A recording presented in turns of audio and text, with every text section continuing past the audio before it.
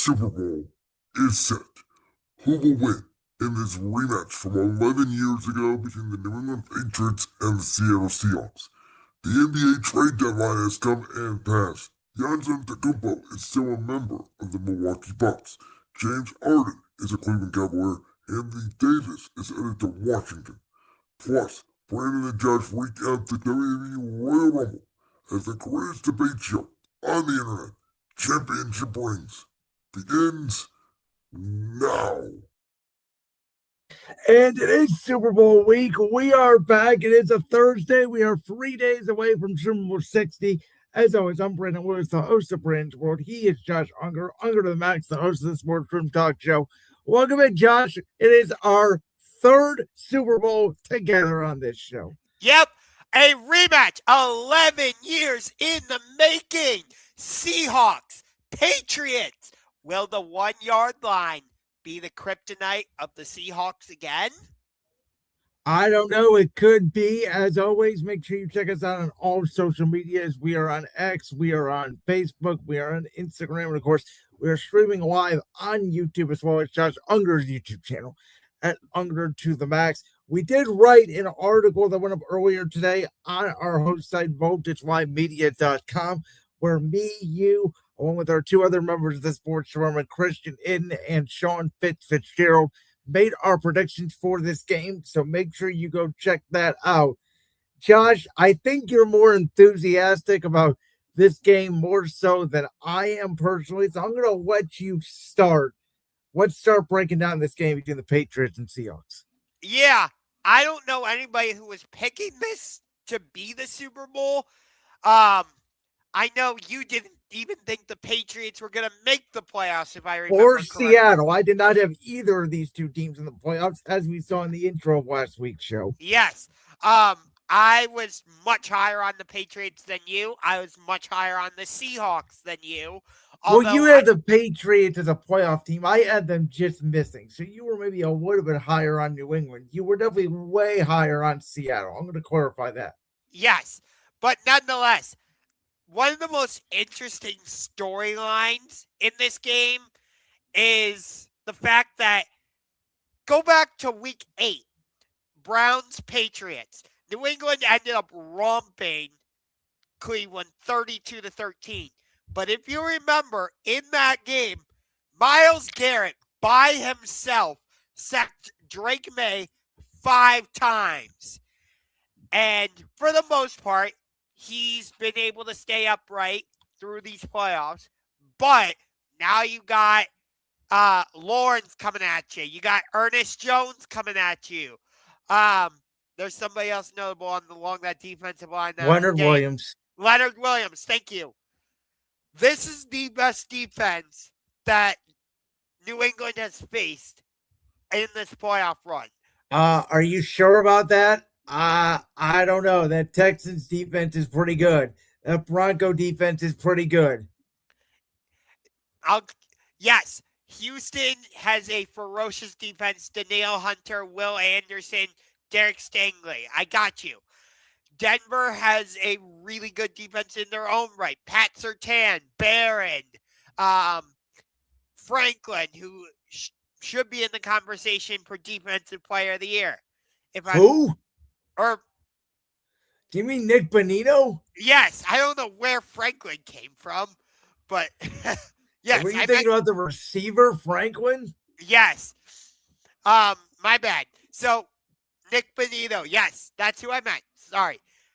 But they're all good pieces, but when you have Ernest Jones, when you've got Ben Weatherspoon on the back end, you've got a lot of the other guys along that side of the ball.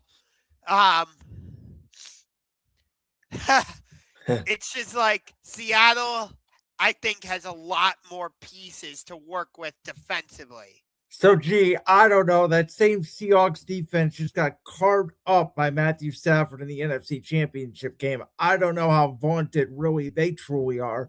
I actually think out of the entire defenses that New England played in the playoffs, Seattle might be the worst defense because the Chargers were the third best in scoring defense this year without a lot of names on them. The Texans defense, I thought, was an all time great defense and make the Super Bowl. And I thought Denver's defense was really elite. I think Seattle's is very, very good. Now, I do think Seattle overcomes their talent by the coaching with Mike McDonald. Listen, I think this game's going to go two different ways. I think you're right that if the Seattle Seahawks defense gets after New England's offensive line early, and I disagree with you that Drake May has stayed upright. He has not stayed upright in these playoffs.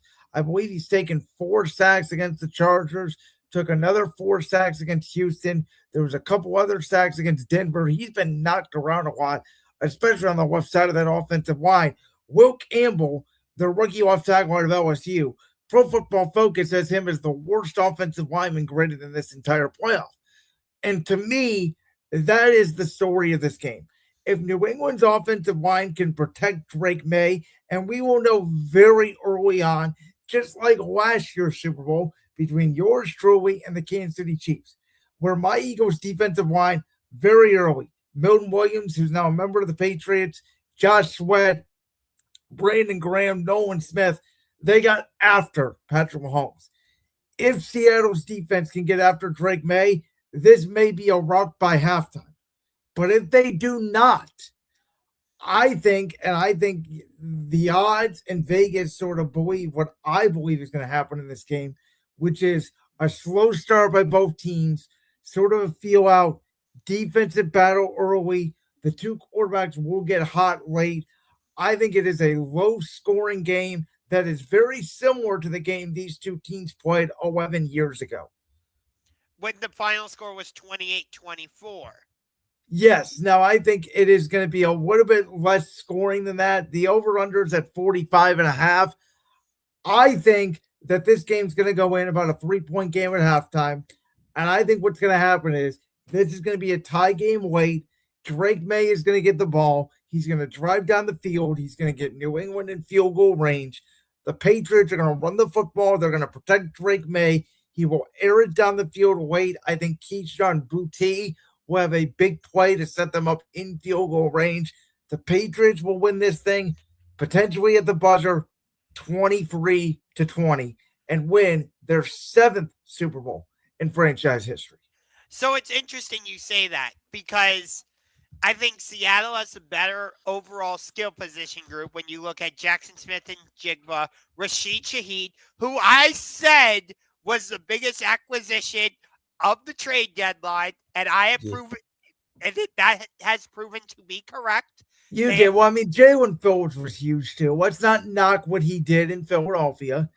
You act like my pick was just the wrong take. It wasn't the wrong take.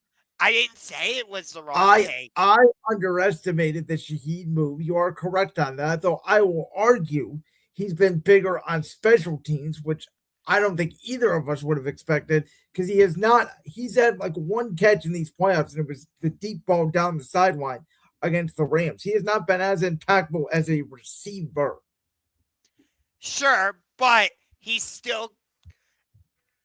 doesn't necessarily need to catch the ball to be impactful as a receiver.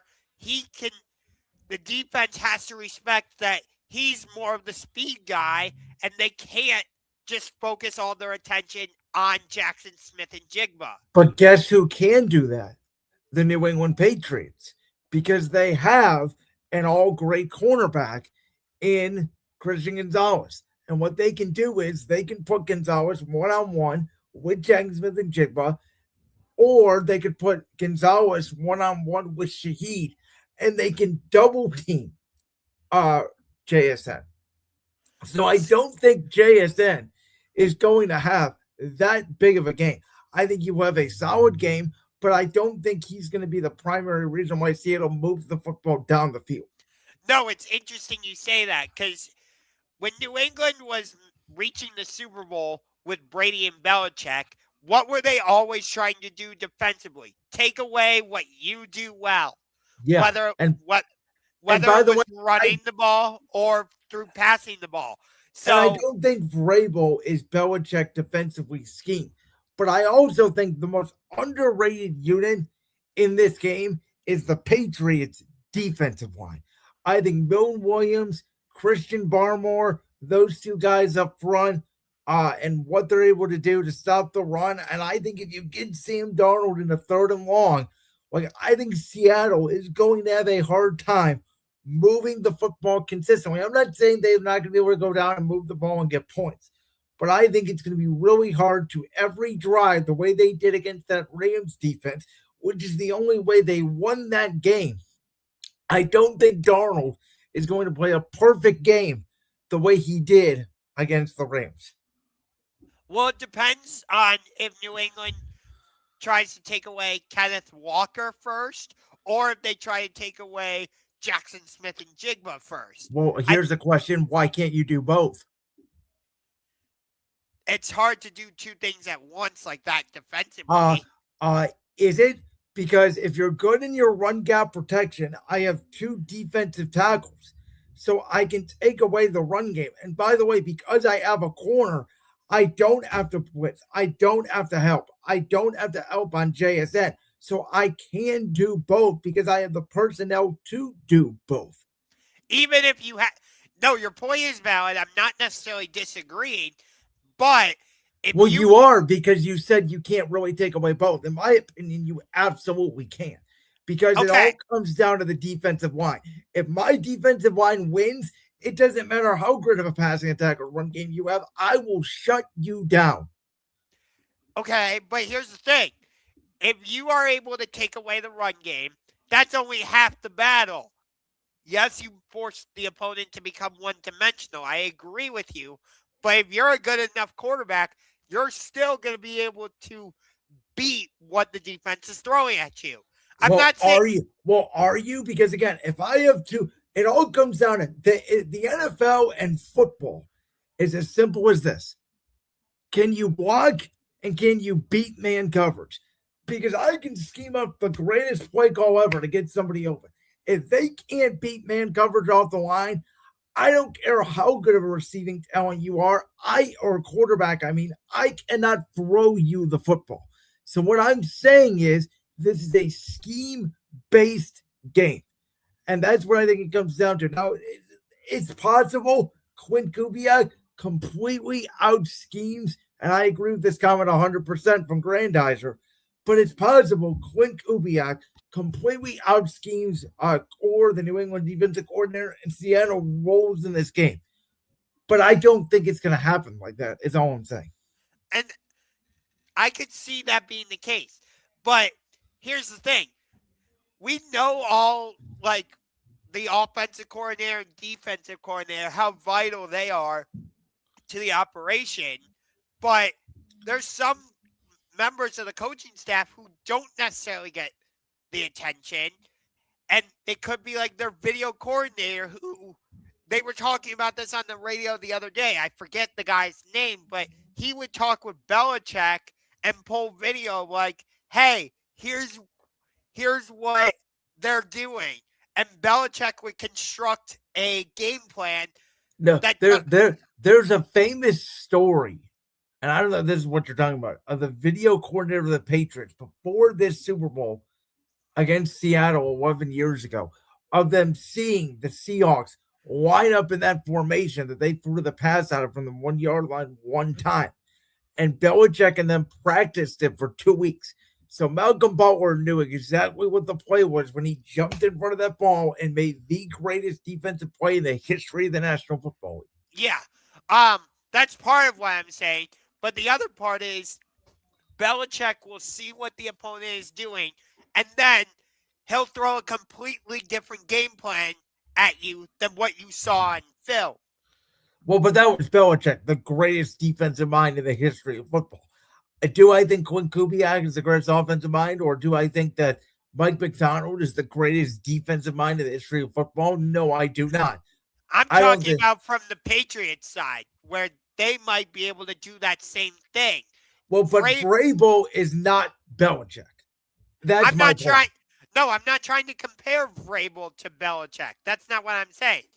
I'm saying they might implement that same strategy, though. We know Vrabel in Tennessee, yes, he got fired, undeservedly so, but he usually had very solid defenses with the Titans. If you I mean, remember, they were okay.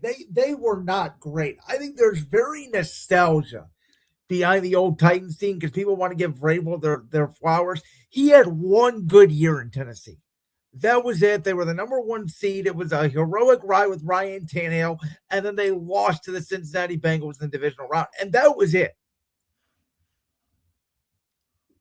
Pats are about offense, not defense. Seahawks are about defense, but their offense and special teams. I disagree. I don't think either of these teams are on one side of the ball. I think both of these teams in the playoffs were the two most complete teams in football.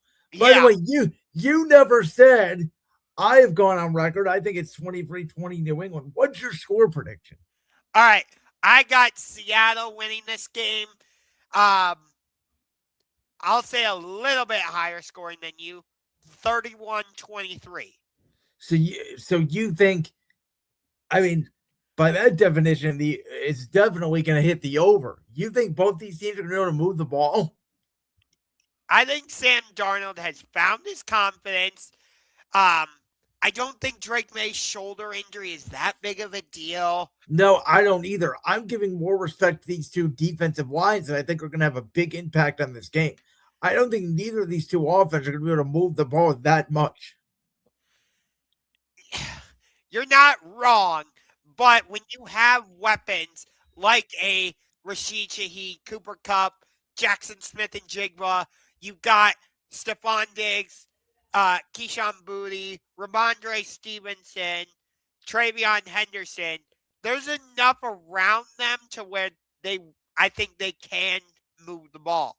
Oh, they can move the ball. I'm just saying they're not going to be able to do it consistently up and down the field. But let's talk now about who this game means more to. And what I mean by this question personally is who needs to win the Super Bowl more, as in AKA who has the lesser chance to get back to this position in a year or so, or even more so. And I think this game means a lot more to Seattle. I think they need to win the game a lot more than New England. And the biggest reason for that is because we'll talk about it in our next topic.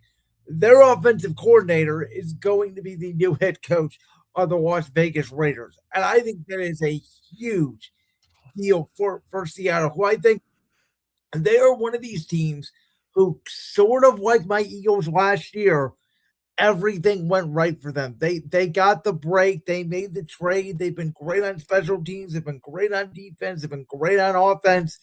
You can make the argument that they got the backwards pass and the 2-point conversion in that game week 16 against the Rams. That was the break they needed to go from the number one, from maybe the 6 seed to the 1 seed. You can make the argument San Francisco beating Philadelphia and then having to go from playing the Rams in the divisional round to playing San Francisco in the divisional round. That's a break. So I think everything has gone right for this team. Now, I think a lot of things have went right for New England as well. But Josh McDaniel is going to still be there. Drake May is on his rookie contract. They can load up. They can go out. They can get more players. They can spend more in free agency because they're not paying Drake May. Seattle is paying Sam Darnold. And I don't believe Kenneth Walker. I don't know if they're going to pay him. I'm not sure if he's going to be back. So they are going to have to make some decisions, I think, all the way after this game. And I'm not sure. Sam Darnold has been great the last couple of years. But if they do not find an offensive coordinator that's as good or runs the same system as Clint Kubiak, we may not see the same Sam Darnold next year, which is why I'm saying this game means so much more to Seattle than it does New England. I'm actually going to say it is New England because Drake May, for much of the year, was in MVP conversation alongside Matt Stafford. I do think Stafford is ultimately going to win it, but Drake May has rightfully been in the conversation. Vrabel has come in and completely turned this team around. Yes, Buffalo has problems, but I don't think they're going anywhere. The Chargers are still going to be a Wait, factor. wait a minute. You have been telling me for the last month the Buffalo Bills Super Bowl window is closed. So now all of a sudden, Buffalo's not going anywhere. Meaning they'll still be in the mix for the playoffs. They just won't be able to get over the hump. Okay, But I mean that is something in New England's way, but as I've told you many times, as long as you have Josh Allen, you are a perennial Super Bowl contender. so I'm still going to put Buffalo in the conversation, even though I don't believe they are Super Bowl contenders anymore. I love the hire of Jesse Minter in Baltimore. I think the Ravens will be back. You've got Liam Cohen in the Jacksonville Jaguars. I don't think this was just a 1-year thing for them. We'll see what the Tennessee Titans can do. I think Houston's going to be back. So I just think in the AFC, there's a lot more teams for New England to deal with. Okay, by the way, you haven't even mentioned Kansas City, Denver, Yeah, the Chargers. Can I yeah, mention you, though, in the NFC? Because I think the Eagles are going to be good again. I think the Giants are going to be legitimate, and they're going to be a playoff team, if not near a playoff team, the way I thought New England was going to be. I think the Commanders with the LD Jaden Daniels are a problem. We know what the Niners have done the last couple of years. As long as Matthew Stafford's back, we know what the Rams are going to be. We already know the Lions, Packers, Bears in the NFC North. Oh, they were contenders this year. Oh, and by the way, the Vikings won 9 games this year without having a quarterback, arguably, in JJ McCarthy. And then Atlanta, we both think has gotten better. We both like what we saw at Bryce Young and the Carolina Panthers. I really like what I saw at Tyler Shuck and the New Orleans Saints. I think the Saints may take a legitimate jump next year. So I agree with you. The AFC's gotten better, and I think it will be better next year, but so will the NFC. yes, but here's the thing. I think you have more established teams already in the NFC. A lot of them that you mentioned, like Green Bay, Detroit, the Rams, San Francisco, Philadelphia. A lot of the teams in the AFC are just starting to find their footing, like a Jacksonville, for example. I would even put the Chargers in the mix for that. Chargers have been in the playoffs the last 3 years. That they have their footing. Fair. Denver, to a certain extent, I would say is just starting to. Denver's been in there the last 2 years. This year they started to find their footing. Next year they'll be potentially really good. So that's what I'm saying. Like, but I'm arguing about I can make the argument about Jacksonville, the same argument I can make about Chicago in the NFC. I can make the same argument you made about the Chargers with the Packers in the NFC. Again, I'm not necessarily disagreeing with you. But your point that the AFC is a lot harder to go for than the NFC, I don't agree with that. Okay. And I think that's because you have more established teams already in the NFC. Whereas the bottom line is, and Granddadder, I don't know where this comment came from because the Jets are going to be the number 1 pick in the draft. The Jets are not getting better. I don't know where you thought that from. If you want to debate it on my show, we can debate it. The Jets, and I believe the Browns, are tanking for Arch Manning. So we know who the bad teams are going to be next year. By the way, I'll give you this. I think the Raiders are going to be a very feisty team next year. They may be 4th place, and they may be the best 4th place team in the AFC. So what we are seeing here is sort of a revolution in the NFL where I think there's going to be very bad at the bottom and good to very good at the top. It's almost NBA-esque. I think you're going to start to see some clear separations. But in terms of... Here's my thing, though. Did we see a clear separation this year? Right? We talked about this is the most wide open playoff that we have seen in our lifetime. Some people said Seattle separated, the Rams separated from everybody else. But I really did feel like it was based off the game. It was based off the matchup. Hell, I picked the Patriots outside of the Bronco game to lose against the Chargers and to lose against the Texans, and they're in the Super Bowl.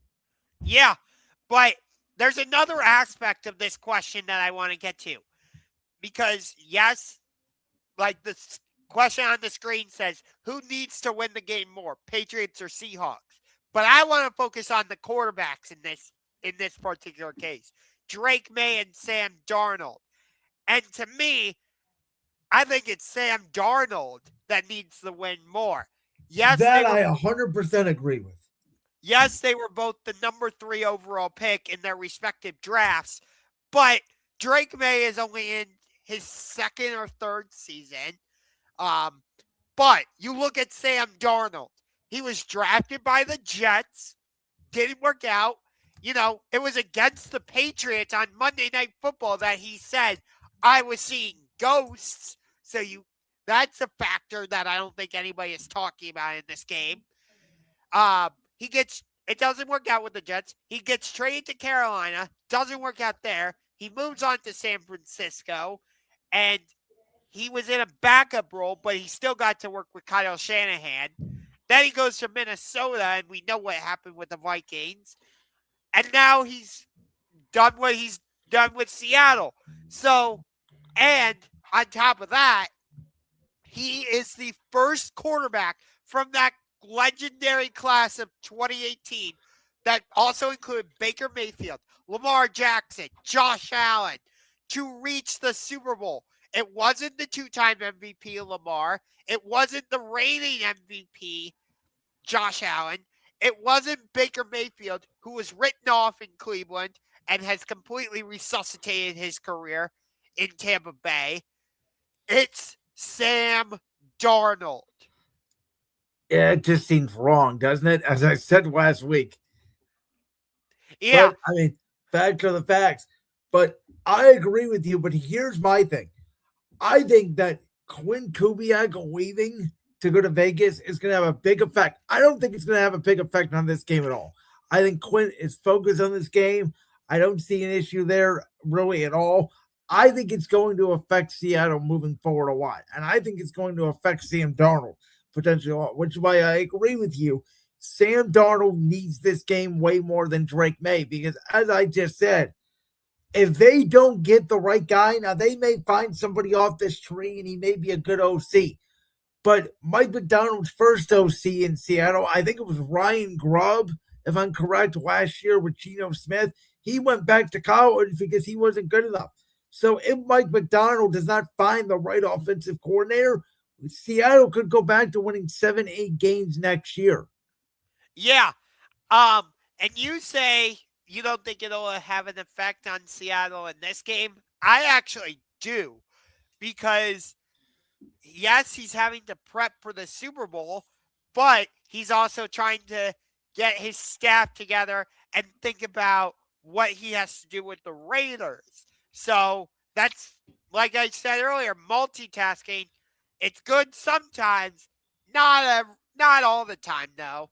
Well, I think it affects some people differently. You know, Kyle Shanahan famously was going to become the head coach of the Niners, blew a 28-3 lead in the Super Bowl against the New England Patriots 9 years ago.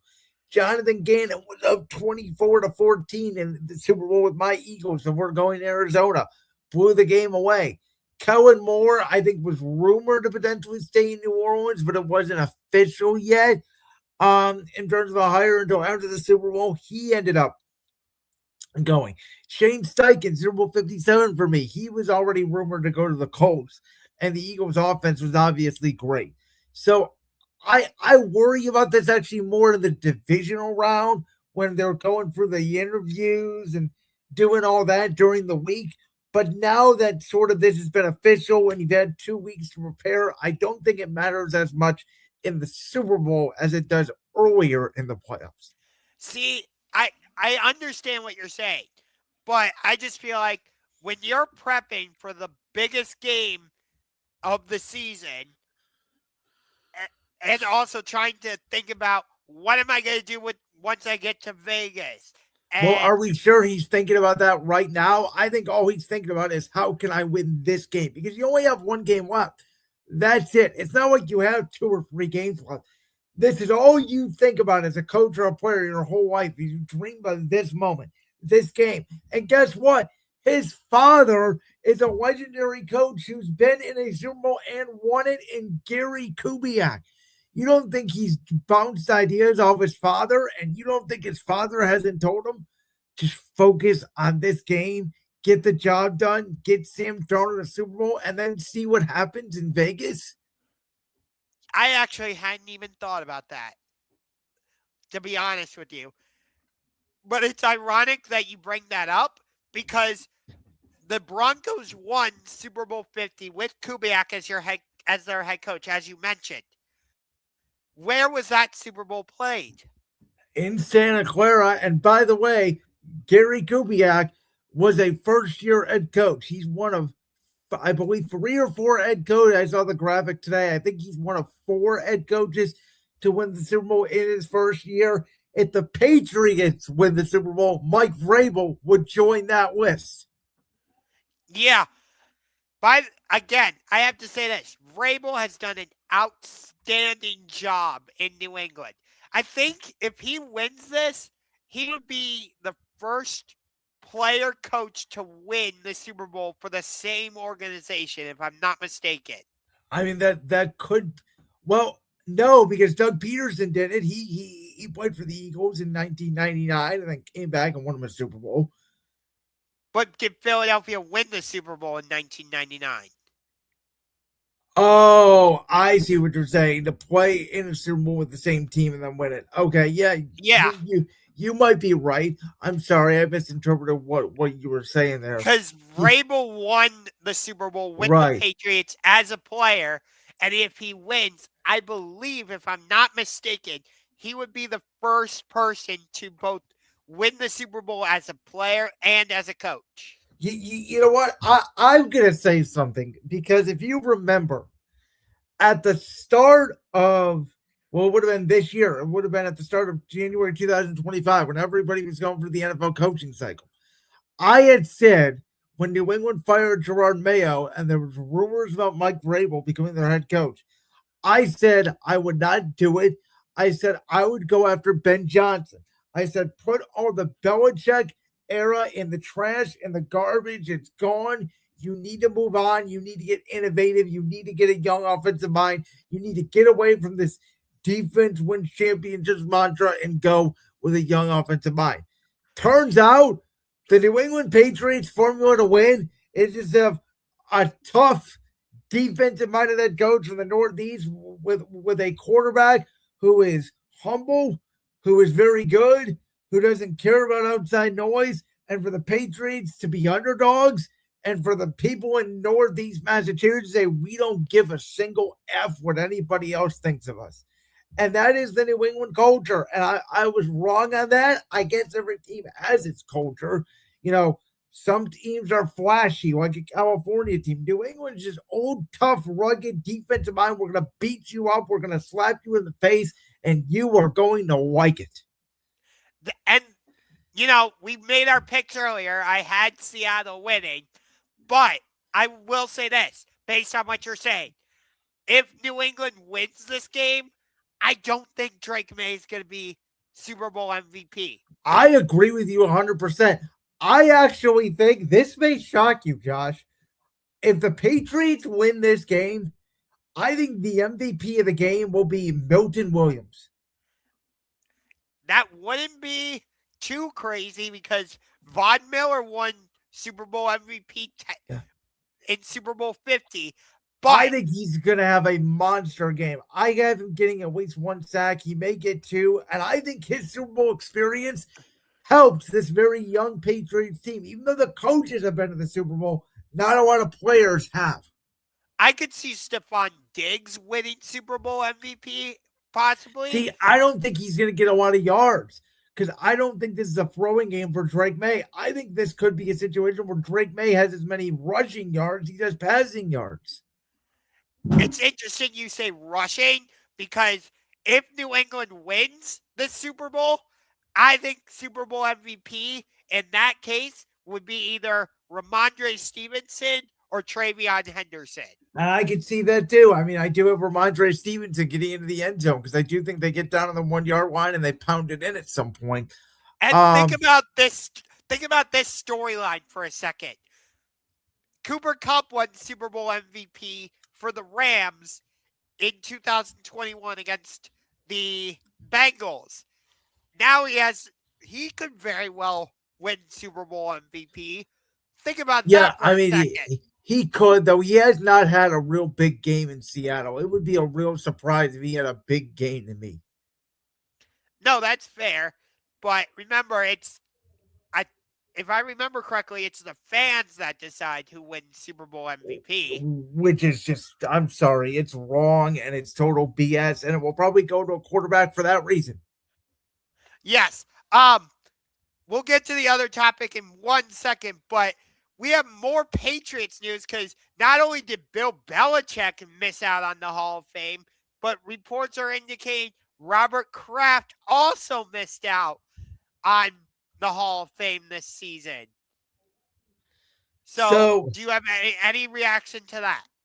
Yeah, my reaction is obviously Belichick misses a year. Kraft should be missing a year. And I'm not going to get outraged on the internet and get all upset over it because it really doesn't matter. Both of these guys are going to be Hall of Famers in due time. If Tom Brady doesn't make it first ballot, I'm not going to be outraged. I think, like I told you this last week, Bill Belichick, Robert Kraft, Tom Brady, Gronk, and like a Vince Wilfork, Adam Vinatieri, whoever you want to put in there, I think they should all go in together as a representative of the greatest dynasty in the history of the National Football League. It depends on when they all get elected, though. What's this question here from Grandizer? Are there any former Eagle, Brando, Browns, Josh that are either with the Pet? Well, Milton Williams is with the Patriots, so that's what I'm voting for. Matt Collins is also a former Eagle. He's with the Patriots now. Josh Jobe is a former Eagle who is a starting defensive back for Seattle, who, by the way, was absolutely terrible in Philadelphia and couldn't even make the practice squad, and now he's starting for the Seahawks. Yeah, I'm trying to think if there's any former Browns on either team. Not that I know of. Well, speaking of Browns, Josh, they are rumored to be playing in France this year, as are the 49ers and Rams. It is confirmed. Those two teams will play what we all assume is going to be week 1, though that hasn't been necessarily confirmed yet 100%. That game is going to take place in Australia. Browns Saints, I believe, is week 7. The rumor is for in France. Yes. Does the NFL hate international fan bases or something? No, the NFL doesn't hate it. They actually love it, and all 16 games and 32 franchises are going to be playing an international game at some point. No, I'm asking that because you're sending the Browns and the Saints to... Again, I think the Saints are a very frisky team. If you want my hot take right now, I think the Saints could win the NFC South next year. That's how much I believe in what Tyler Shough did at the end of the year. I think the kid's a legit franchise quarterback. I don't think he's Brandon Weeden 2.0 the way I originally thought he did. So, and the Browns, by the way, who are absolutely tanking for a quarterback, and I feel bad for Shedeur Sanders, and they hired an old man who is a one and done walking in Cleveland, in my opinion, in Todd Monken. But let's face it, Shedeur Sanders, I'd pay a ticket if I was living in Paris to go see Shedeur Sanders. I mean, according to him, the fact he threw a couple of interceptions in the Pro Bowl means that he can light up the NFL. Yeah, because everybody was watching the Pro Bowl. Yeah, totally. Yeah, but I think it's interesting that they are doing 49ers Rams as an international game. And the Rams are going to be the designated home team in this matchup, which means that Rams fans and 49ers fans will not be able to go to SoFi Stadium to see. Well, actually, the Niners actually play the Chargers this year at SoFi, so they still will be able to see their team. I'm talking about to see the Rams and 49ers play each other in SoFi. Well, you said Niners fans. So Niners fans, even if they won't get to see the Rams, they'll still get to see their team. I mean, no, I said Niners and Rams fans. Okay, I still don't understand the difference between that, but um to me, you're losing a divisional matchup on your home field. Yeah, but the Rams don't have a home field advantage. It's all Niners fans anyway who come. And like they'll still be able to see the Niners when they play the Chargers. So I don't think this is a big deal. I don't think the NFL season is a big deal. There are two California teams that are pretty close to each other, so it's going to be convenient travel for both. There's not going to be a disadvantage or an advantage. They are probably going to play week one because of the Australia thing. Have no idea what time the game is going to be or what day or network this game is going to be on. But football is going to be on in Australia. We're going to find a way to watch it. I told you this before. We all laughed when it was, what was it, Commanders Dolphins this year in Spain. Guess who was up at 9:30 in the morning to watch it? Me, because it's the NFL, and we are obsessed with the NFL as a country. Okay. What I was saying before was like, does the NFL hate their fans? Because the Browns and Saints, at least recently, and for the most part historically, have been absolutely terrible. So, well, the Browns, I mean, the Saints without Sean Payton and Drew Brees went for their 8th year, but I think you're underselling this Browns Saints game a little bit. I don't think when you have two entertaining quarterbacks, and I think Shedeur Sanders is entertaining. I'm not saying he's good, but he's a guy that you want to turn on the TV to watch. Like, I don't think this is like I'm trying to think of an example. I would rather watch Browns Saints right now than say Jets, Cardinals, any team with the Jets. The Jets don't move the ball. The Jets are just pathetic. But like, I don't know. Would I rather see Browns Saints than like Cardinals and Raiders without Fernando Mendoza? Yeah. Now Fernando Mendoza, I don't care who you play. I'm signing up to watch him. So like, that's what draws for me, which is why this Super Bowl doesn't draw for me because I have two quarterbacks without a lot of personality. Yeah, but the storyline is so attractive, in my opinion, for both quarterbacks. I mean, we've seen both these teams win a Super Bowl. It's sort of same old for me. I'll be happy for Darnold if he wins. I'll be happy for Drake May if he wins. I don't like to me, we talk about this all the time. Sports is great when we have villains to root for. Everybody hated the Patriots. Everybody hated the Chiefs. Everybody hated the Warriors. Everybody hates the Dodgers. We watch them because we want to watch them lose. When there's no villain in the fight, I go, who cares? And for me, the Rams are the villains in that 49ers game. Which is funny because for me, the Niners are the villain, not just because they eliminated my Eagles from the playoffs, but I've always hated the Niners because I've never been a Shanahan fan. Yeah, ever since they moved to LA, I've always hated the Rams. Yeah, I know. You will not forgive Stan Kroenke. No, I will not.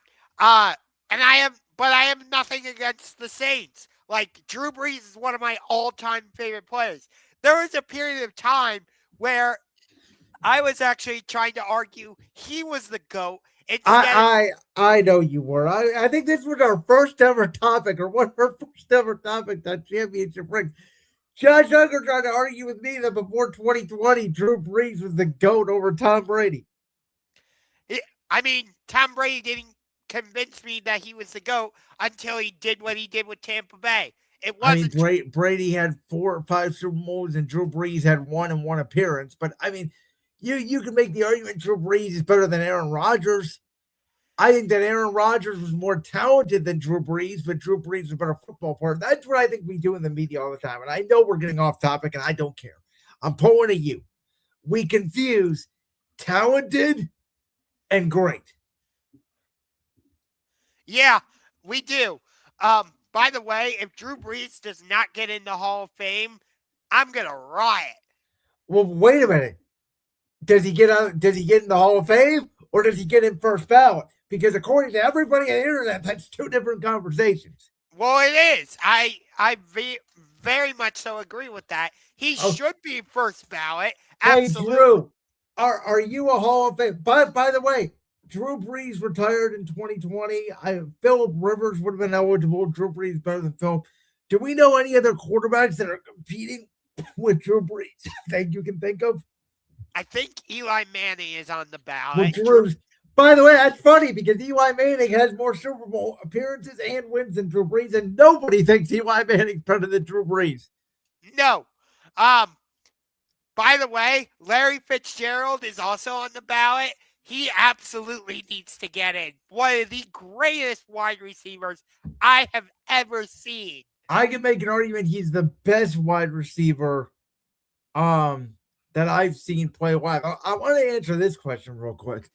Which team do you wish played overseas but stayed over there after the game? Say it's the Jets. They play in North Korea. Honestly, I don't think Jets fans would care if they stayed overseas. I always thought when I was younger, because I didn't know any better about travel, that the Jaguars having a permanent team in London would have been cool. Excuse me. I would definitely say the Jets. I know they have the only perfect season in NFL history, but if the Miami Dolphins stayed overseas, I would not care. All right, Josh, we had some big things going on at the NBA trade deadline, and one of them involves our current Cleveland Cavaliers because the core four is no longer a thing because I wish I didn't shave yesterday or I could have said fear the beard is here in Cleveland. James Harden for Darius Garland swap. Yeah. I am not happy about this trade at all. I do not trust James Harden. He folds like a hand in poker. You can't count on him. You know, if he gets sick, it's like he's allergic to a game 7. Because remember, or game 6. How about game 6? Yeah. So I'm just like, really? You want James Harden? I get that Darius Garland hasn't been able to stay healthy. He's having toe problems. I understand that. But James Harden? Really? So here's my take. I'm going to go full in a vacuum on this. But 7-8 years ago, when James Harden had won the back-to-back MVPs of the Houston Rockets, I adored James Harden.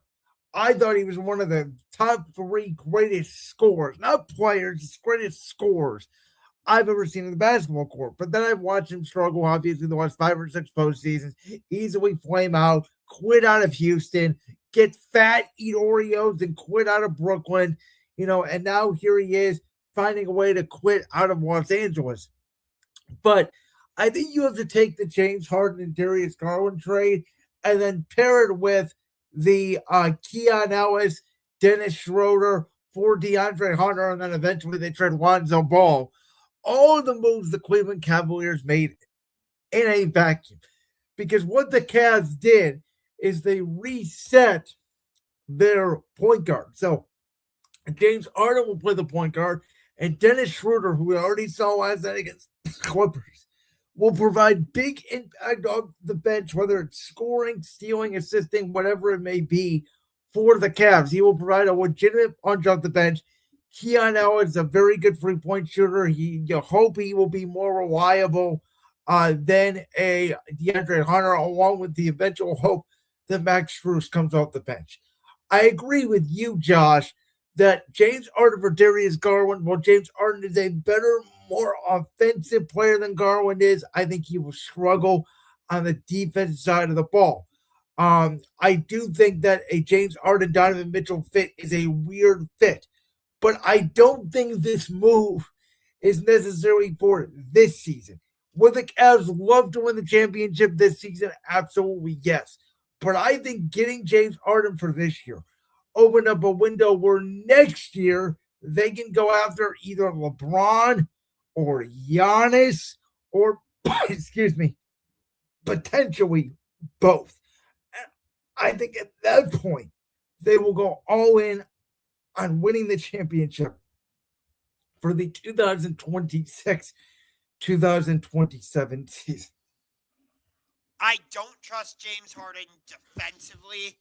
I'm a little bit nervous about how Harden and Donovan Mitchell are going to work together in the backcourt because they both want the ball in their hands. But I will give Harden credit for this. He is great at when he is like more of the point guard and he can get the big men involved. So I do think Jared Allen and Evan Mobley both will benefit from Harden greatly. I will give Harden that. But my biggest problem with him rather, is not just that he folds like a bad hand in poker, but what did he do? Oh, I want to go from Houston to Philadelphia, or rather from to Houston. Brooklyn, and then to Philly, and then to the Clippers. And I said, one of those times when he wanted to get out of Brooklyn, he got fat and ate Oreos to get himself out of there. But So, what I'm getting at though is he basically quit on all those teams, and well, yeah. I mean that's my concern is basically here's what happens. The Cavs flame out in the second round again. They end up not getting another caliber player like a LeBron or a Giannis Antetokounmpo, and James Harden asks out. I think though, and I told a buddy of mine this the other day, we can talk about James Harden, we can talk about Donovan Mitchell all we want. The Cavaliers will go in the playoffs as far as their physicality will go, and I'm not even talking about Jared Allen, aka if Evan Mobley takes that next step when he gets back, which he's hurt again. And if you would have told me 2 years ago the thought of trading Evan Mobley for Giannis, I would have thought you were crazy. I would have done it today if I knew I could guarantee myself to get James Harden to sign up for next year and get Giannis healthy for next year, because I'm trying to win a championship. And at this point in time right now, I do not feel like Evan Mobley is physical enough to win the Cavs a championship. But I will give them this. At least they had some BALLS and did something and got away from the core four. And at this point, the core four is basically dead outside of Evan Mobley. Yeah. I don't know why you spelled that out. You could have just said it, but whatever. I did it for evidence. If you really want me to say it, at least they had some balls and made a move at the deadline. Yeah, they were one of the more active teams at the trade deadline. But from everything I've heard, Donovan Mitchell might not re-sign with us if the Cavs have an early playoff exit. Well, that's why they made this move for Harden, because I think this all comes down to this coming summer. What are the Cavs going to do this summer? Because again, I like the additions of Schroeder and Ellis. I think they're good moves off the bench. But I don't think just Donovan Mitchell, James Harden, Evan Mobley, Jared Allen alone is going to win you a championship. I like Jalen Tyson a lot. Love him. Do I think he needs to take a back seat for a LeBron, or if you want to trade for Giannis? Absolutely, yes, I do. Oh, I agree with that. I'm surprised. I think the Cavs next year they want a starting lineup of James Harden, Donovan Mitchell, LeBron, Giannis, and Jared Allen. That would be my guess. Yeah, I just don't think the Bucks would trade him to a division foe. I love how Europe. I don't think the Bucks care about the division. I think they care more about the conference. They really don't give a rip about divisions in basketball. I just can't see the Bucks doing it. I mean, they're going to take the biggest offer, is the way I look at it. Yeah, you're not wrong, but I personally don't like this move. I've never been a fan of James Harden. I find him fun to watch. I mean, I like John Morant. He's incredible to watch. When he was in his prime, I think he was one of the best scorers I've ever seen. Oh, you're not wrong. I got to see him drop 50 against the Sacramento Kings. I'm a fan of James Harden when he's on his good behavior. I think James Harden's still a very good basketball player. I don't think he's a winning player. Like I said, when things don't go his way, he pouts. He quits. he is allergic to Game 6 and he's allergic to Game 7. Prime example, Philadelphia against Boston, Game 7 in Boston. He was nowhere to be seen. Game 6 against the San Antonio Spurs when he was with the Houston Rockets, absolutely terrible. And there's a countless other examples I could point to. So a year ago, Anthony Davis was traded for Luka Doncic. And a year later, he is traded to the middle of basically hell in Washington, D.C. to pair up with Trae Young for maybe next year. Who knows? But AD went from getting traded for Luka to being traded for nothing in a year. Yeah. It seems like the Wizards actually think they can be something next season, which is weird because they really don't have anything. I mean, they have Trae Young, AD, and Sar. I think that's like a top 5 or 6 seed in the East. Don't they have not Keyshawn George? Or maybe it is Keyshawn George. No, he's with Utah, which is why they traded for Jared Jackson. Okay, so they have somebody else with the last name George then, and I don't remember who it is off the top of my head. But he's been nice with the Wizards. Let me make sure I'm not crazy though. All right, it is Keyshawn George. KYSHAWN. But by the way, FYI, Josh, your screen's frozen on my end. There we go. You just came back after like 2 minutes of being completely frozen. Oh, damn. So, but yeah, this is a weird one. I feel bad for AD. When I first heard it, I thought they were just going to buy him out. But it sounds like they want him there. And I'll say this. When I was in D.C. at the Capital One Arena to see the Cavs and Wizards, I would have loved to see Trae Young and Anthony Davis. The Wizards are at least going to be able to sell some tickets. Yeah, because from what you told me, it was mostly Cavs fans. It was about 95% Cavs fans. You couldn't find a Wizards fan on the street. And they were reusing old stuff from the Capitals game that was left over. They didn't even have Wizards branding. So I looked ahead to when the Wizards come to Cleveland. We're going to be wearing our black jerseys. The Wizards are going to be wearing those weird, like, gold jerseys that they have. Yeah. That's going to be an ugly uniform matchup. Good God. We talked about this a little bit earlier, too, but what are your thoughts on Giannis that he was not moved? I kind of was like, if he's not going to go to the Cavs or the Knicks, he's probably not getting traded. I know there's some thoughts out there that Milwaukee could keep him next year. Maybe they go big again. I think Milwaukee, I understand Giannis is one of their own, but he's won a championship with them. I think it's time for a divorce. I think the Spurs in the summer should give up a Stephon Castle or Dylan Harper. Give away some picks.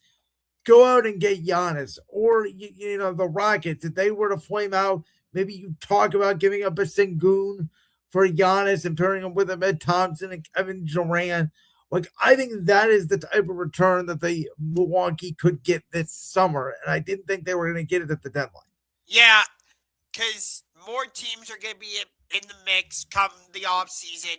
Teams will be able to give Milwaukee more picks than they are right now. I thought Miami would pull the trigger, but everybody thinks Miami's going to pull the trigger, and then Pat Riley just gets his 8 hours of sleep and does nothing at the trade deadline. See, a lot of people said that. Here's my argument. What does Miami have to give up? You could potentially give up Tyler Hero, or... I mean, for Milwaukee, is Tyler Hero really that good where I could potentially get a Karl Anthony Towns or, like I said, a Sengun or even, a Stephon Castle or a De'Aaron Fox, maybe even Evan Mobley this summer? Like, Tyler Hero's not even close to the offers I think some of these teams can put together. No, and I don't think Miami would give up Bam Adebayo. That's what I'm saying. Yeah, to me, if I'm Milwaukee, you'd have to give up Bam and Tyler Hero, and then he's just Giannis in Miami. He's basically the Bucks South. Yeah, So, but no, this wasn't surprising that he wasn't traded. And I think part of it was, yes, he's expressed that he wants to move on, but he never really put his foot down and said, trade me. Well, according to Shams, he did. And by the way, he was booing the fans in Milwaukee. It was very out of character.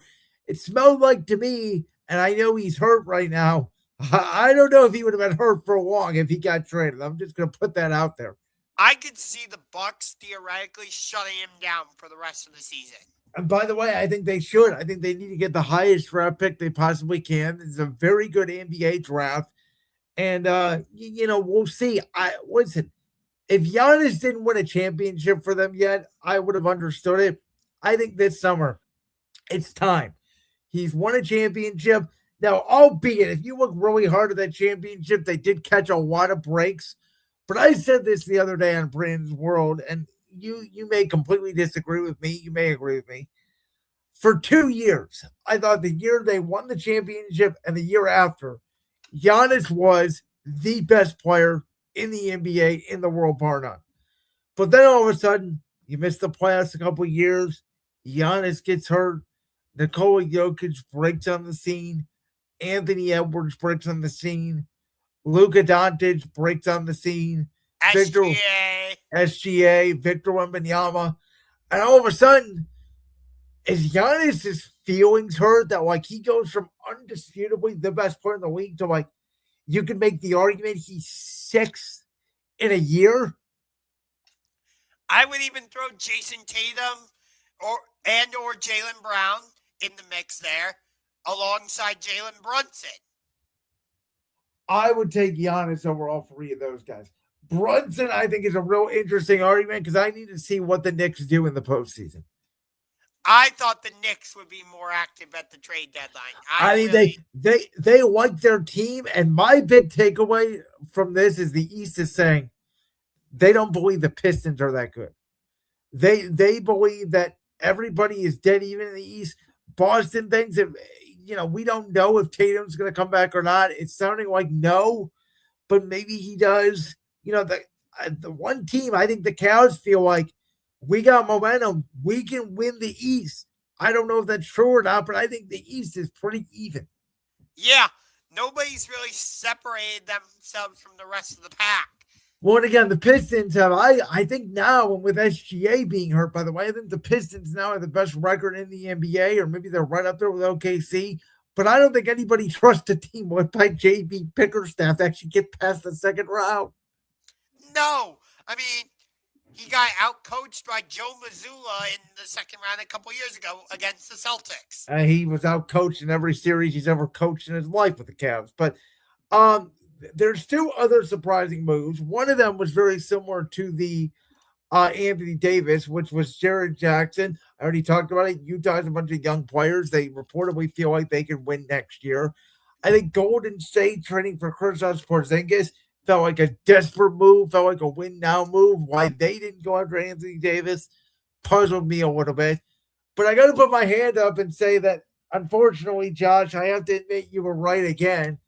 Not only were you right about the Toronto Raptors, but I was wrong on the Chicago Bulls, who now, for whatever reason, have 10 guards.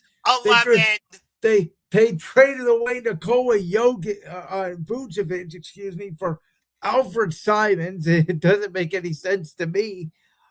This team is seemingly falling apart and will never be good, I guess, post Michael Jordan. But even Boston, again, getting Nikola Vucevic, another piece.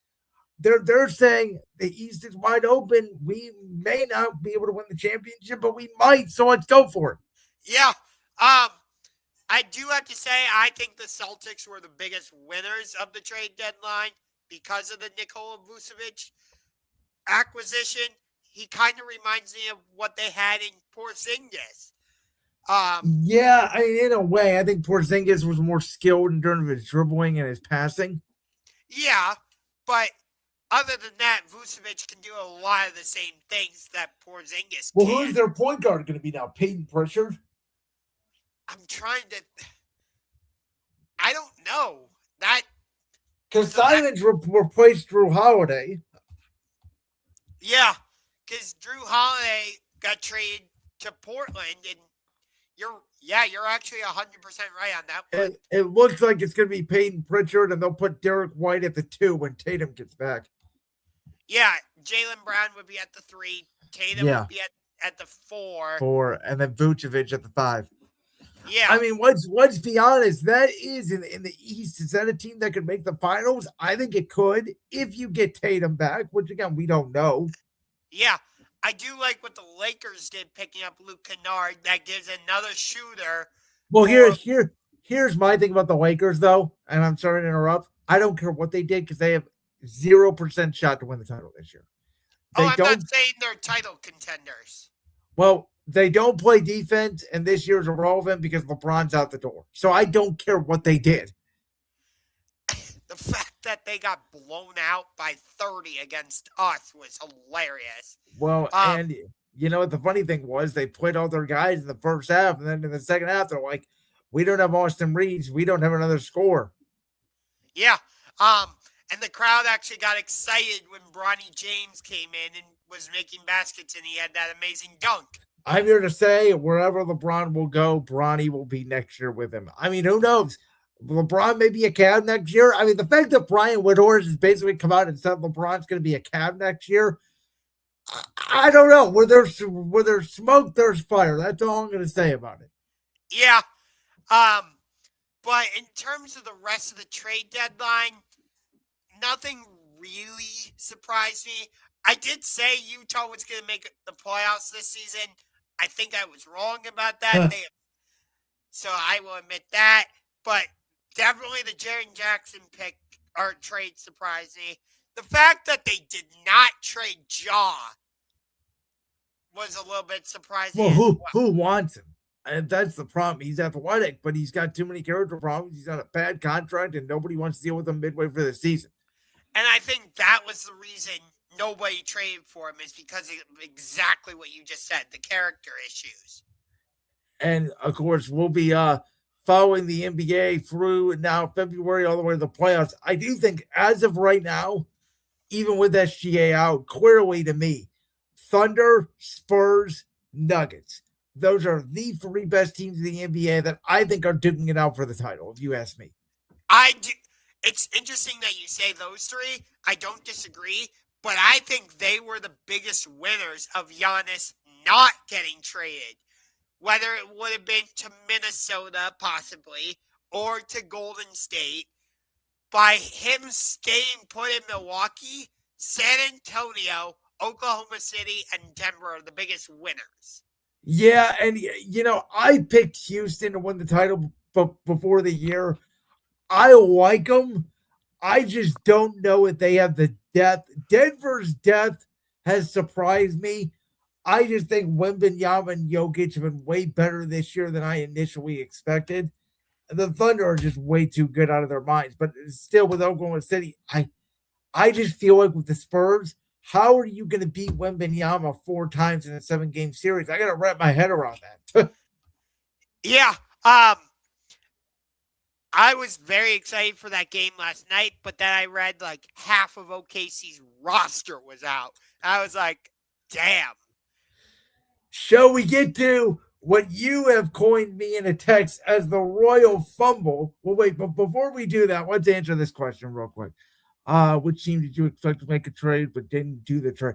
Honestly, if I had to answer this question, it would be the Cavs not getting Giannis. Full transparency, I thought it could have happened today. I thought the Spurs would be more active to try and keep up with Oklahoma City. I also thought Miami would maybe do something, but Pat Riley continues to just take naps during the trade deadline. All right, let's get to the Rumble. So I know by your text you didn't like the show. I really did like the show. So I'm going to let you tell me what you didn't like about it, and then I will probably argue against you unless I agree. So I will start with the positive because I didn't think the show was all bad. There were parts I liked. I loved the Gunther AJ Styles match. I thought that was to borrow a phrase from AJ Styles. I thought it was phenomenal. Um, I thought at the end, AJ could have just punched Gunther right in the face to get out of the choke, but nonetheless, I also liked that typically when a wrestler retires, they take off their ring gear and leave it in the middle of the ring. AJ was going to do that, but he didn't. So, is he actually retired, or is he going to show up somewhere else, whether it's TNA, New Japan, AEW? Because he has said there are opponents he'd like to face. So, I really liked the AJ Styles Gunther match. I thought that would be the best match on the show, and I think I was proven correct on that. The Drew McIntyre Sami Zayn match, I thought it was okay. I didn't love it, but I didn't hate it either. It just didn't have enough story behind it for me to get fully invested. And I get that part of that is Drew got strapped up in mid-January, so they didn't have a lot of time to build it up, but there just wasn't enough meat on the bone for me. It was a solid match, but I didn't think it was great. I didn't think it was bad either. The men's Royal Rumble, I understand why they had Roman Reigns win because they want to do the CM Punk match. Don't love it. I'm not a fan of CM Punk, but I think the feud will be really good. The promo battle they had this past week on Raw, I thought it started a little bland for me. But then as they got more into it, I was like, okay, I can actually get behind this. It's the women's Royal Rumble where I'm like, no. Really? Because I actually thought it was better than the men's. It was my favorite women's Royal Rumble ever. I love the storytelling in the women's Royal Rumble. I did like one of my favorite spots overall from the show was Charlotte eliminating Nia and accidentally or on purpose, well, we're gonna find out, also eliminating Alexa. But when I heard Brie mode, I literally wanted to walk out the door. Oh, you're not a Bellas fan. I see. Wait, hold on. I love Nikki Bella. I think Nikki is great. Brie, I do not like Brie Bella at all. That's so weird to me. I don't. There's not a big difference between the two, to be honest with you. Oh, I completely disagree. I think what is it? The promo, the wrestling? Like, you got to explain some more here, bud. Both. I think Nikki is the far better in-ring competitor. I think she is the far better promo. When Brie comes out, I'm just like, no, thank you. And I didn't love Liv Morgan winning. I understood why they did it. Well, I thought I understood it, but nope, they kept the title on Stephanie McMahon. Because I thought for sure Raquel Rodriguez was going to win the title against Stephanie in the street fight. And then you got Raquel versus Liv right there on a silver platter, which leads to the downfall of the Judgment Day. But they're not doing that. They still could. They still could. So one of the things for me is you got to remember, Josh, WrestleMania is not 2 months away. It's about 3 months away now because they moved WrestleMania back. So you have more time now to tell these stories. And I think that the finish of the Women's Royal Rumble was Sol Ruca, Tiffany Stratton, Liv Morgan, the final three, great booking, great finish. The way Sol Ruca went for the Soul Snatcher, which will be incredibly over on the main roster once she is there. I thought the biggest storytelling of both Royal Rumbles for the men and the women were the likes of Loa Vice, Sol Ruca, Jordan Grace, Obafemi. Get the freaking world title on that man right now. I would have had him I know he ended up eliminating 5 people. I would have had him eliminate 10. So that to me, it's get Lash Legend also in the Women's Royal Rumble, getting over these young stars. I think they did a really good job of that. Javon Evans was the Iron Man in the Men's Rumble. I thought the story they told with Kyrie Sane accidentally eliminating Io Sky. You had Rhea Ripley and don't you mean Asuka? Kyrie accidentally eliminated Asuka. Then you had Raquel eliminate Rhea after Io Sky was already taken out by Lash Legend, I believe. And then Liv Morgan dumps Raquel Rodriguez over the top rope with the death stare. And then obviously the final 3. I thought it was a great finish with her getting the Oblivion Nativity Stratton off to win the match. I do like the way they started it with Charlotte and Alexa, them teasing them going after it, not necessarily going after each other. You had Kiana James at number 3, who I thought put in a really good showing for not having a lot of time on SmackDown every week to do that showing. I thought Chelsea Green and trying to salute Rhea Ripley and her climbing on the back of Alba Fire to save herself. Another great spot. I agree with you with the AJ Styles and Gunther match, best match of the night. I think the story they are telling with Drew McIntyre and Sami Zayn, we'll get into the McIntyre angle, but with Sami Zayn, I said this going into the Rumble. I think Sami Zayn is turning heel. Whether it is he's going to go to the Elimination Chamber and lose in a number 1 contenders match, or he's just going to come back as a heel. And the story is Drew has beat Sami Zayn so many times. Sami Zayn wants to be a world champion. Sami Zayn is going to do what Drew McIntyre did when Drew McIntyre kept getting screwed over by the bloodline and eventually turn heel and not give a shit about everything and tell the truth. And eventually, I think Sami Zayn will become a world champion. The Men's Rumble, I thought LA Knight, great showing. The fact that he eliminated the entire Vision. I absolutely love the fact that they brought back the Masked Man to eliminate Braun Breaker. I hated that. I have mixed feelings about it. I think the Masked Man was actually Logan Paul. And I think what you're going to have is Paul Heyman once again turning on the Vision, and Bronson Reed, Austin Theory, and Logan Paul become the group. And Braun Breaker, who is already getting cheered like a babyface and getting barking out of the building, will be spearing the absolute hell out of Logan Paul and the Vision at WrestleMania. And maybe that's where Seth Rollins comes back. And maybe now Braun Breaker turned on Seth Rollins. When Seth Rollins has beef with Braun Breaker. Well, he's also got beef with the rest of the Vision. He's got beef with CM Punk. He's got beef with Roman Reigns. We know he's got beef with Cody Rhodes. We know his history with Drew McIntyre. There's a lot of directions you could go with Seth Rollins, that he could be back by the Elimination Chamber. He could be back after WrestleMania. We think he might have been the one to attack Braun Breaker. I don't think he was.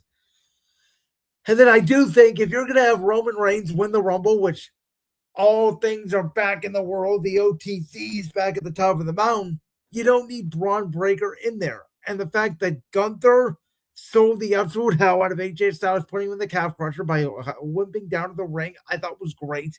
You know, I didn't love Gunther being number 30 in the Rumble. To me, that was a bit of a mistake, personally. I mean, that's fair, but I think if you're going to have him eliminate Randy Orton, maybe they're doing the career killer versus the legend killer at WrestleMania. I could see that. That would be a great feud.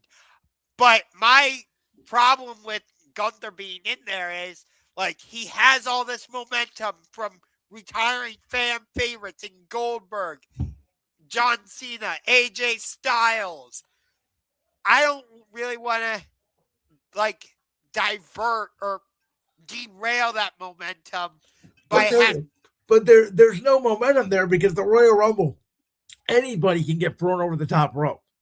I personally just didn't think it was the right Right. Well, Gunther already announced he was going to be in the Rumble before they had this match with AJ, so he was in the Rumble.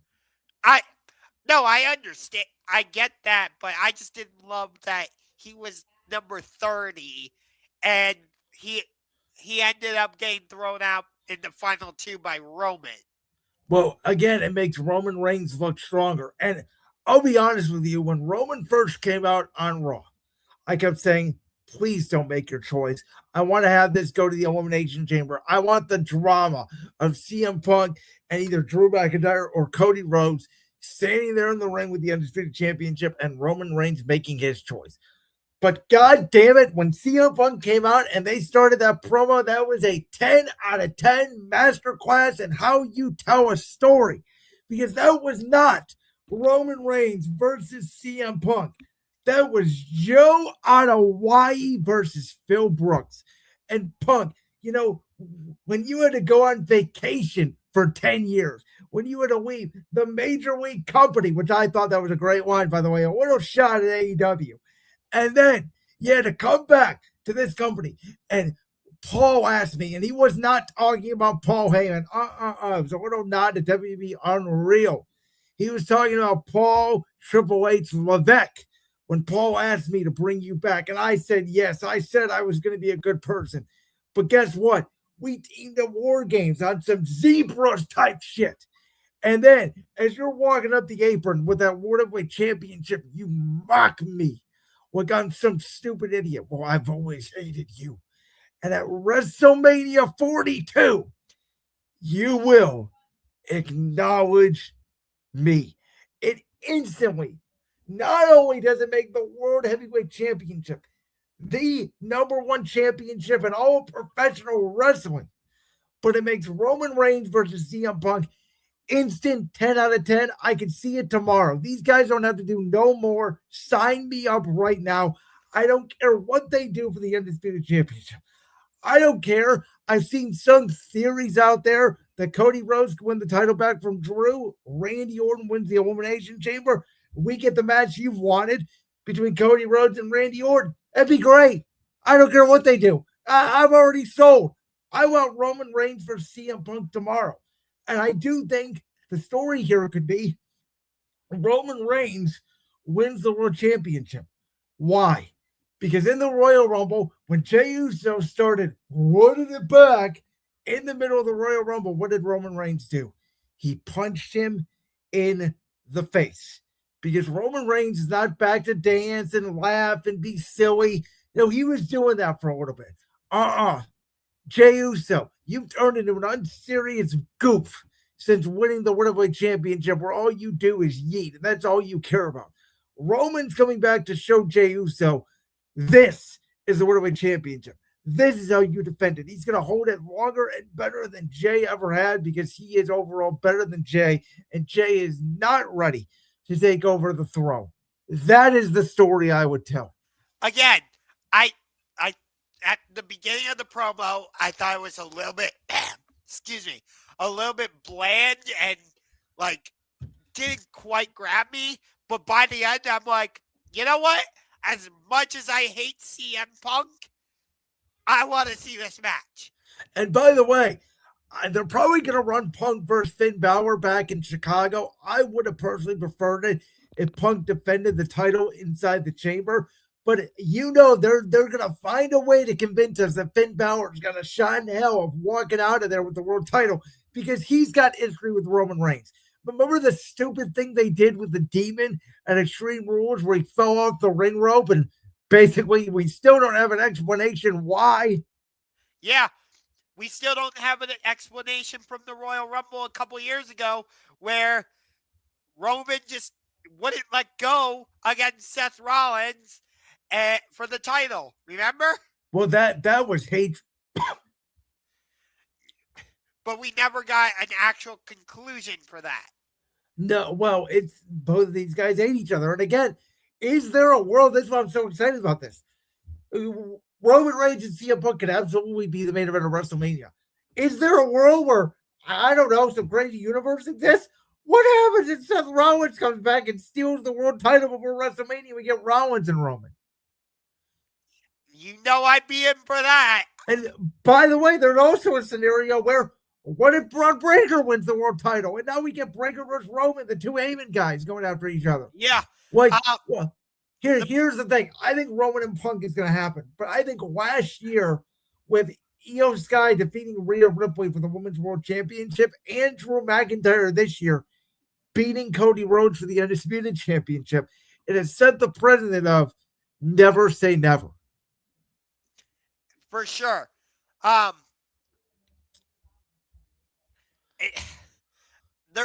seen like things on social media saying it's confirmed that the Masked Man was Grayson Waller.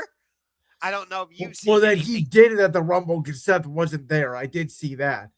The beauty thing is this is what I said about when they reviewed it as Austin Theory. It could be Austin Theory. It could be anybody because they're not seen. Yeah, definitely. By the way, I did want to make this point real quick across the board. I know people were upset because, there were no legends outside of Brie Bella, and there was no Chris Jericho return, and there wasn't a lot of big surprises. Here's my thing, and I think I told you this, and maybe even C-Boss at last year's Rumble. The WWE roster right now is more stacked than it's ever been. That you can make the case. Remember 5-6 years ago where they were relying on 15, 16, 17 legendary women to come back because they didn't have enough women to fill a Women's Royal Rumble? Well, yeah, sure, they used a few NXT talent this year, but they're still a current superstar. I think it does show how much the WWE roster has grown. They did not need surprises at the Rumble. I did not miss the surprise of the Rumble. I think outside of maybe would I have put Carmelo Hayes in over the two AAA guys they had in? Yeah, I would have. But you're trying to show off AAA, that's your acquisition. I get it, though. Again, I think it's kind of dumb they acquired AAA, but I'm not a fan. Some people are. But, outside of Carmelo Hayes, there's not a ton of names that I would say needed to be in that Rumble that weren't in there. I loved Powerhouse Hobbs, but Royce Keys. That was cool. That was cool on the Titantron that it said Powerhouse Hobbs, and then it had the shattered glass, and it said Royce Keys. I'm definitely gonna miss him in AEW. He was one of my favorites. I loved watching him. I wish he had gotten a run as AEW World Champion. I definitely think that was a big miss by Tony Khan. See, I'm not afraid to give Tony Khan an AEW criticism. I am surprised. I thought you were going to come out here. Roman Reigns won again. This is so boring. Here we go. Because based off the text, I really thought you hated the show. For the most part, I didn't love it. But again, I think the biggest difference is I approach wrestling now different than I did even 6 months ago. I am approaching everything from a storytelling, holistic point of view, which is you go this direction, you go this direction. I don't know which way it's going to go. I'm tired of getting angry because the thing that I want to happen didn't happen. Maybe what I want to happen didn't happen because what I wanted to happen is worse than what's going to happen. Yeah. I didn't love that Royce Keys. I got to get used to saying that. Forgive me if I do call him Powerhouse because that's how I knew him for so long. Kind of like how you didn't call him Adam Copeland right away. I still don't call him Adam Copeland. So feel free to call him Powerhouse Hobbs. Okay. Powerhouse, I didn't love that he got eliminated by, I think it was Damian Priest. Although he eliminated Priest. Oh, I thought, wait a minute. I thought it was Priest. He was eliminated by Obafemi. Oh, my bad then. Which as much as I love Oba, I was like, really? Oba. I'm telling you right now, I would not be mad if, and I know you don't like him, Oba Brock Lesnar, WrestleMania. Oh, I would hate it. Hate it. I can't stand Brock Lesnar at all. Well, you got 2 matches with Brock Lesnar left. You have a WrestleMania match, you have a SummerSlam match where Gunther will retire him. And once Brock Lesnar goes away, I will like WWE much better. All right, well, that was our Super Bowl NBA trade deadline wrestling 107th episode edition of Championship Rings. Thank you guys so much for listening to us tonight. We'll be back next week. We break down the big game. We get into more NBA talk because the NBA season is now in full swing. The All-Star festivities are next weekend. Maybe we'll dive into a little bit of that and anything else that goes on in the sports world. But before we go, the best rivalry in all of college basketball is going down on Saturday, February 7th in Chapel Hill, North Carolina. The Duke Blue Devils against the North Carolina Tar Heels. This is not only the best rivalry in college basketball. I don't give a damn what Brandon says. I don't give a damn what anybody else says. It is a top 5 rivalry in all of sports.